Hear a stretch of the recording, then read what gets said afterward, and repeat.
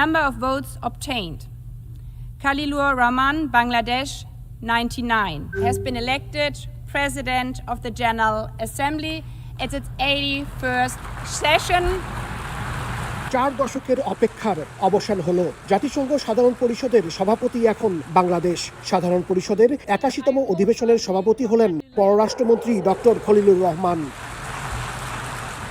ঐতিহাসিক এই নির্বাচনে জাতিসংঘ সদর দপ্তরে পররাষ্ট্রমন্ত্রী ছাড়াও উপস্থিত ছিলেন প্রধানমন্ত্রী তারেক রহমানের পররাষ্ট্র বিষয়ক উপদেষ্টা হুমায়ুন কবির। ফলাফল ঘোষণার পর উচ্ছ্বসিত হয়ে পড়ে বাংলাদেশের প্রতিনিধি দল। নির্বাচনে গোপন ব্যালটে 190টি সদস্য রাষ্ট্রের প্রতিনিধিরা ভোট দেন। এতে 99 ভোট পেয়ে প্রতিদ্বন্দ্বী সাইপ্রাসের পররাষ্ট্রমন্ত্রীর বিশেষ দূত আন্দ্রিয়াস এস কাকোরিসকে পরাজিত করেন খলিলুর রহমান। পরে নবনির্বাচিত সভাপতি হিসেবে বক্তব্য রাখেন তিনি। বলেন, বিশ্বব্যাপী যুদ্ধবিগ্রহ ও অর্থনৈতিক সংকটের চ্যালেঞ্জ মোকাবেলা করে জাতিসংঘকে মানুষের আরও আস্থা ও বিশ্বাসের প্রতীক করে তুলতে হবে। I intend to work closely with member states on how we can prevent another lost decade of development and protect the vulnerable people in developing countries. পররাষ্ট্রমন্ত্রী খলিলুর রহমান তাকে মনোনীত করার জন্য প্রধানমন্ত্রী তারেক রহমানের প্রতিও ধন্যবাদ ও কৃতজ্ঞতা জানান। তিনি রোহিঙ্গা সমস্যার স্থায়ী সমাধানের ওপর জোর দেন। Thank my Prime Minister, Mr. Tariq Rahman, for nominating me for the position of the President of the UNGA, as we have been sheltering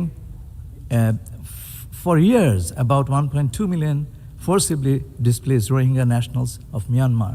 We can convince the world that Bangladesh is a happening place. Bangladesh can lead and influence for the good. জাতিসংঘের তথ্য অনুযায়ী আঞ্চলিকভাবে এবার Asia Pacific অঞ্চল থেকে সভাপতি নির্বাচন হয়েছে। শুরুতে ফিলিস্তিন প্রতিদ্বন্দ্বিতা করলেও পরে দেশটি প্রার্থিতা প্রত্যাহার করে নিলে বাংলাদেশ সাইপ্রাসের শক্ত প্রতিদ্বন্দ্বী হয়ে ওঠে।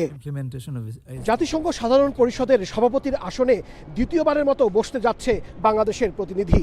40 বছর আগে অর্থাৎ 1986 সালে সভাপতির দায়িত্ব পালন করেছিলেন সাবেক পররাষ্ট্র সচিব ও রাজনীতিবিদ হুমায়ুন রশিদ চৌধুরী। এবার খলিলুর রহমান নির্বাচিত হয় তাকে অভিনন্দন জানিয়েছেন জাতিসংঘের বিভিন্ন সদস্য রাষ্ট্রের প্রতিনিধিরা। হাসানুজ্জামান সাকি, সময় সংবাদ, জাতিসংঘ সদর দপ্তর, নিউ ইয়র্ক।